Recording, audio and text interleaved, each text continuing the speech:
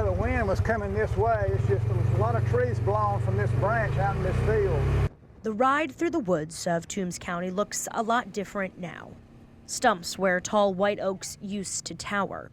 I actually got to work Friday morning once I cut my way out of one of my driveways. So we're almost a year later and we're still cleaning up. Chris Ray, the maintenance supervisor for this property, recalls the days and months following the grueling cleanup of acres and acres of rural Georgia. I told my girls, I said, girls, we blessed. We ain't got a tree in the bed with us or a tree on our car. A blessing that not everyone in the county could say. We couldn't even get out of our driveways. We couldn't get out of our streets. Couldn't hardly help your neighbors for trying to help yourself get out of your own yard.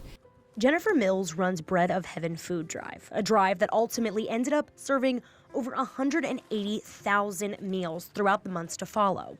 For like 7 weeks, we had food drives every week. We were overwhelmed, but it just seems like everybody just came together and we were able to feed our communities. For 7 weeks, Bread of Heaven went into Toombs and neighboring counties that were hit especially hard here in Georgia.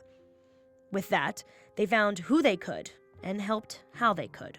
God just sent the food and he sent the volunteers and we did what we had to do.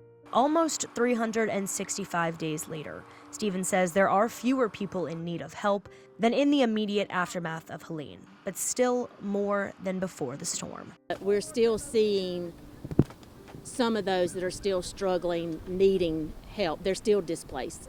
Numbers have upped since before Helene hit, and we're not seeing those numbers taper. It was a storm they saw coming, with damage they didn't. 1 year later, what came from that devastation hasn't been strife and heartache, although in the following days there was plenty of it. Counties like Bacon, Appling, Montgomery, and Toombs have learned together they can face any storm. In Georgia, Lindsay Stanger, WTOC News.